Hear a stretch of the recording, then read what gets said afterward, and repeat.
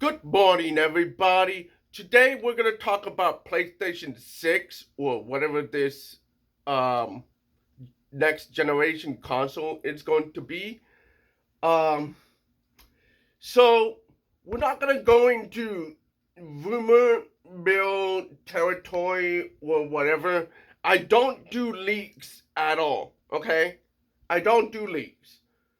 Um, I'll talk about rumors, but I'll just keep it vague.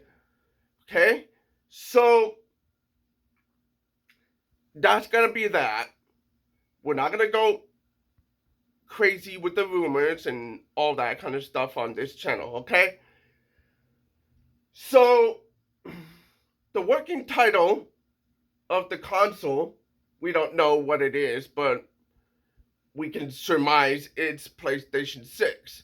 Okay, so the rumor is there's gonna be a new PlayStation 6 console and there's gonna be a handheld version of it. Some other rumors are talking about a PlayStation 6 Slim.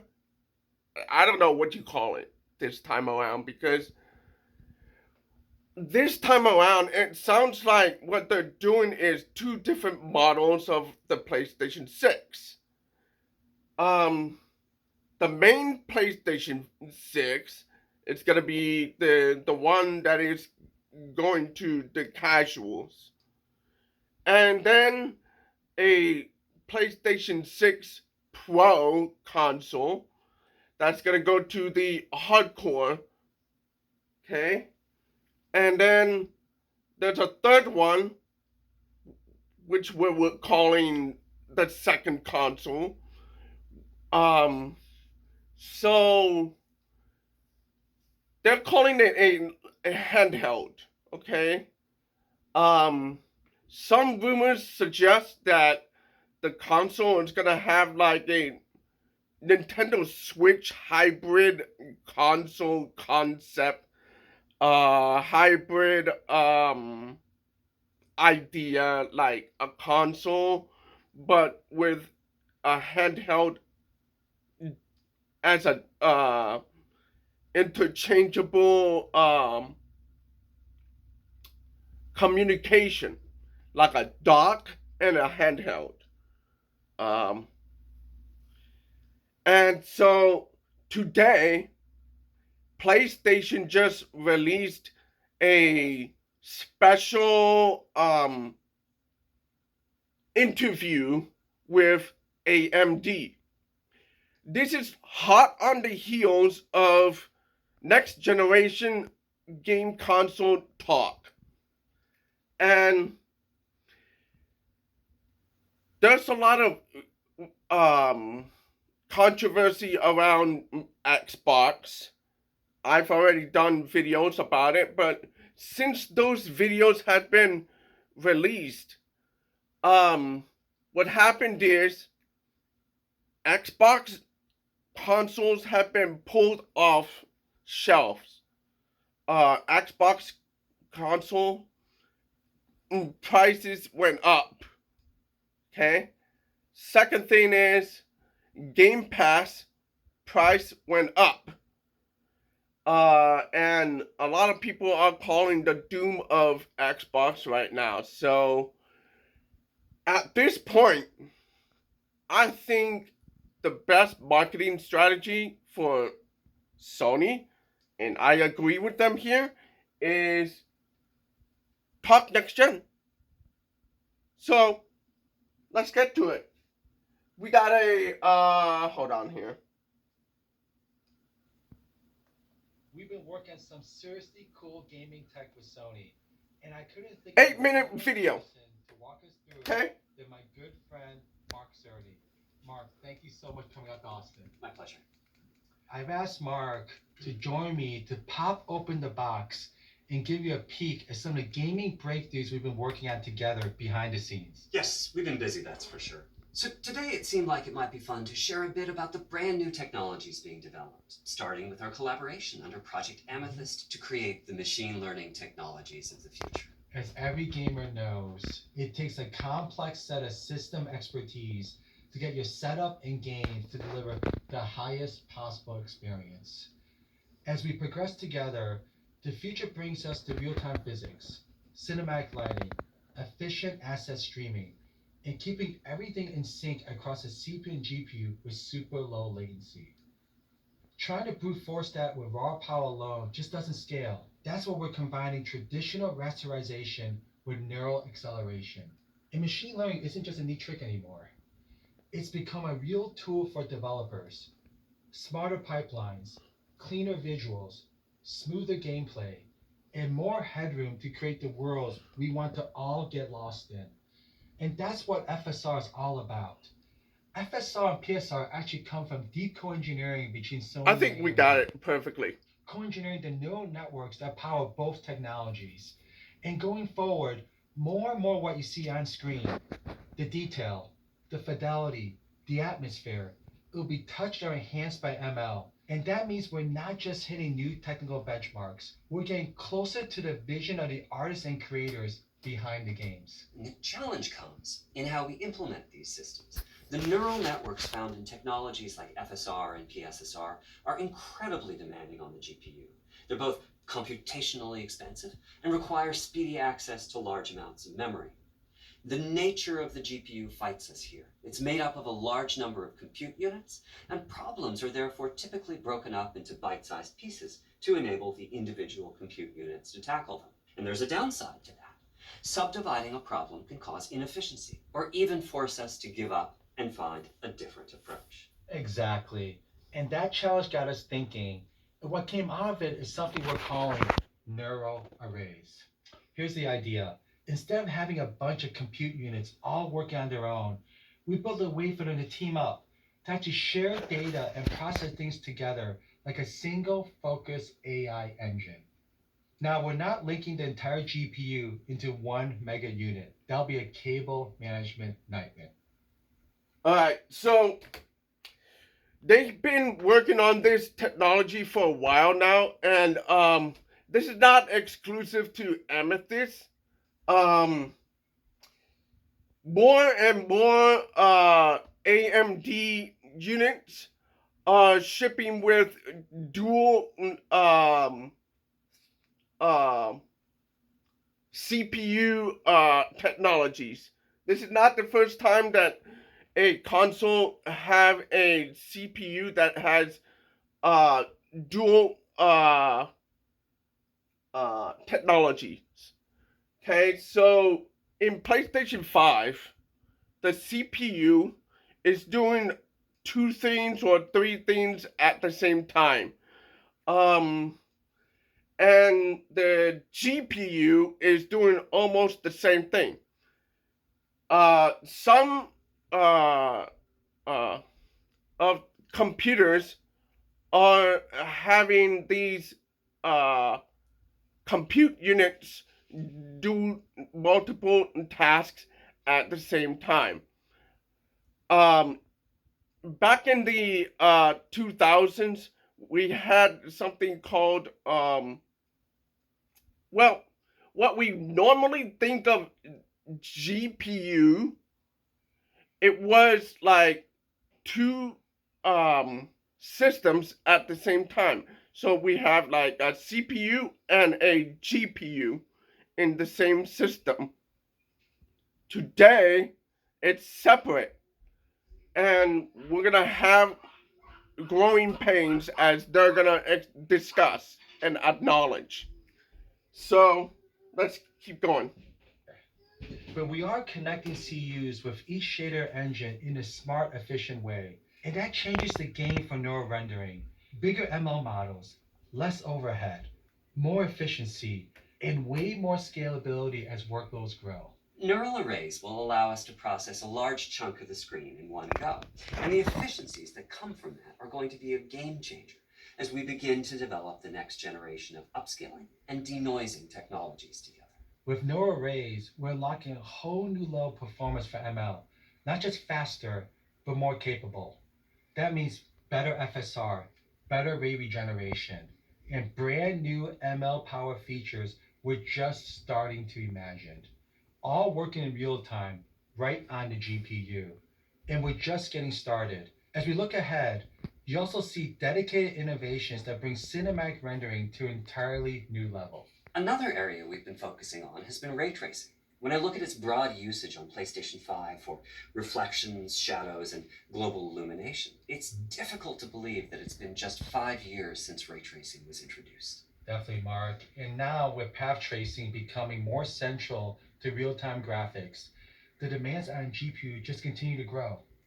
That's why we've been pushing hard to go beyond the current approach to help developers bring even more realism and cinematic lighting into their games. But the challenge is that the current approach has reached its limit.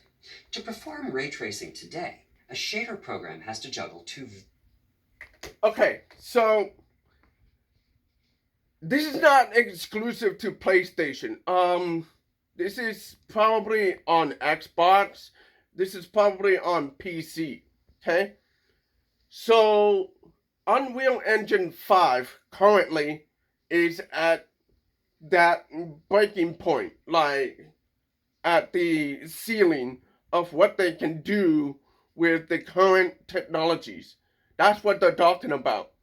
Um, so if you buy a $1,000 GPU today, that graphics card is still gonna have growing pains, and and it's not just because the ray tracing has like broke. I mean has like a wall between the the the technology and what the developers can do. Um, it has hit a wall, and it's like if you push against the wall and keep doing it, you're gonna have problems.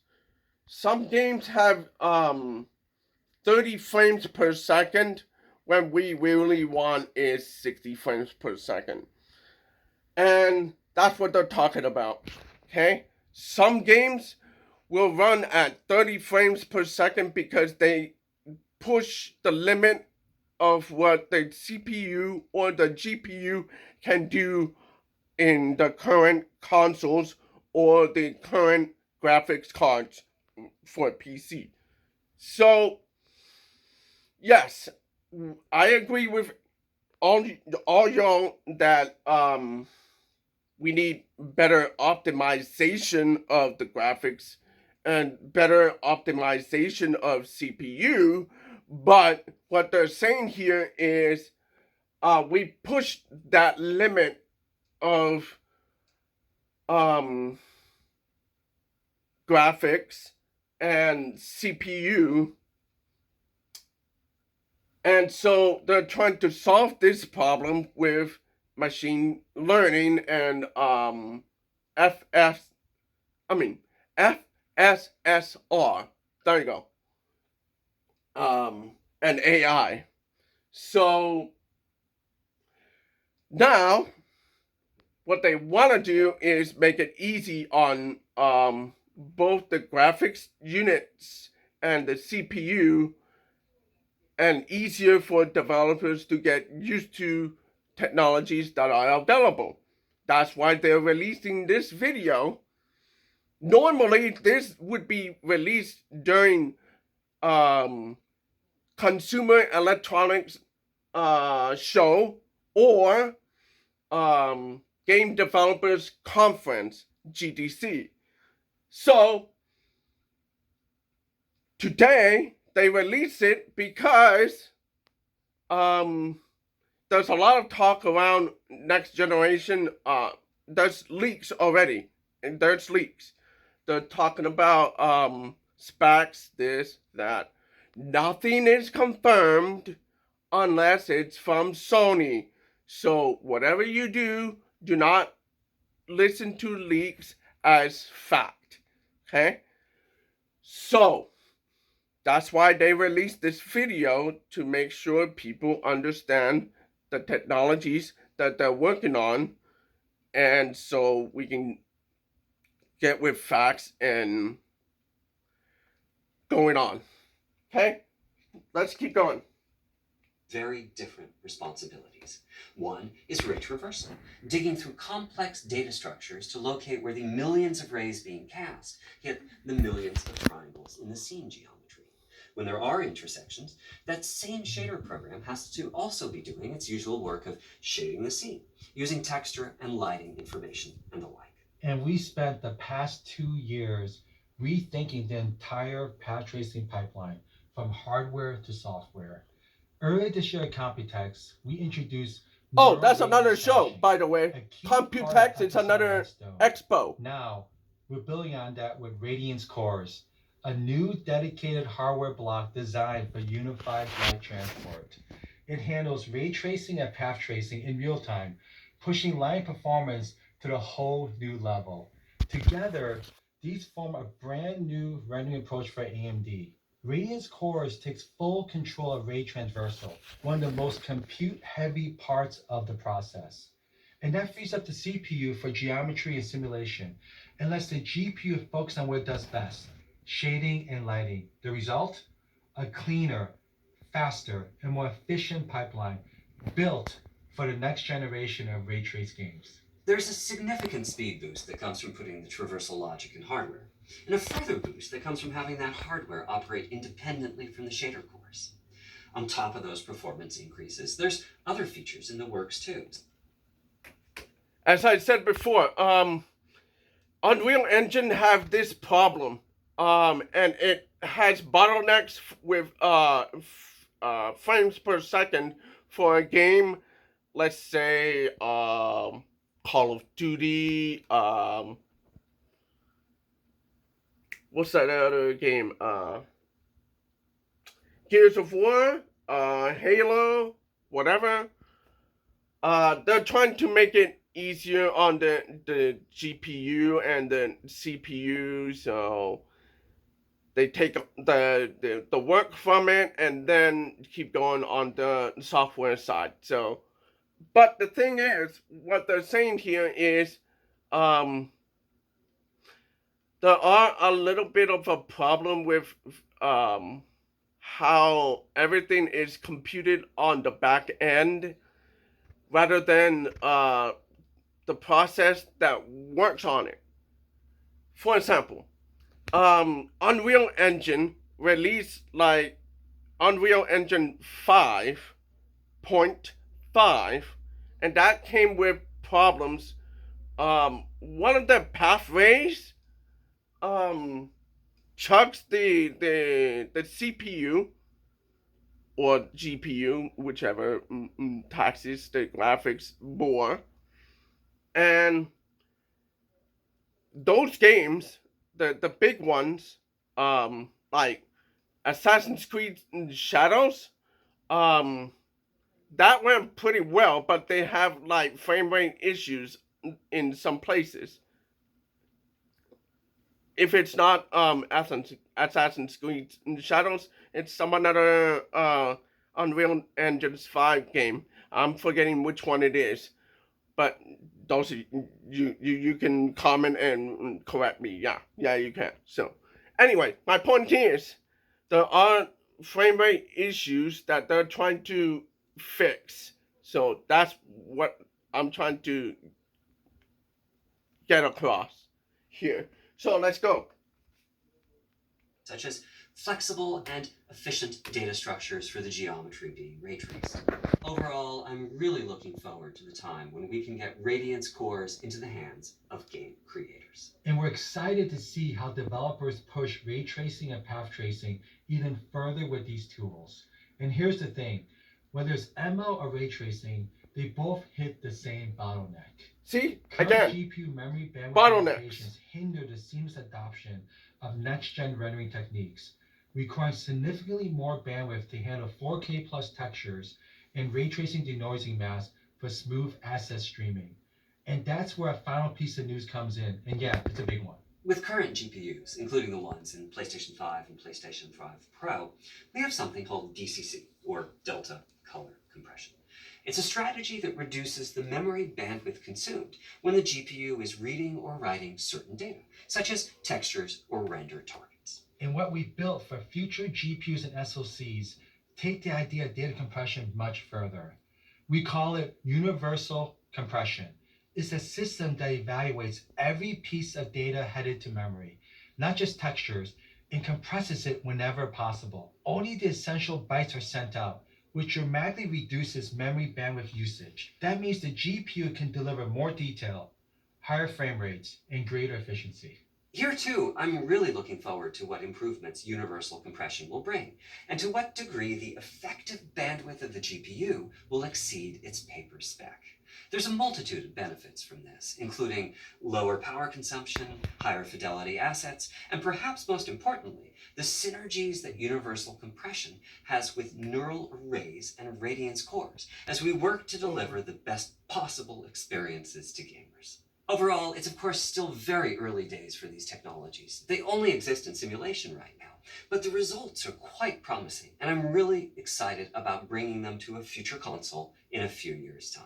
We feel the same way, Mark, and we're so excited to bring these innovations to developers. In a few years' time. They just teased us the timeline. So in about 2 years, 3 years, we're gonna have PlayStation 6. Across every gaming platform. Because this isn't just about silicon, it's about empowering the creators and communities that make gaming what it is. And we're just getting started. As we continue building with close partners like Sony, everything we're doing is focused on one thing, pushing games forward for all of you. Gaming has always been at the heart of what we do, and it's never meant more than it does right now. We're here for the players, the creators, and the communities that make this industry matter. And everything we're building is for you. Thank you, Mark, so much for taking time to join me here today. Thank you, Jack. So yeah, that's the PlayStation 6 news.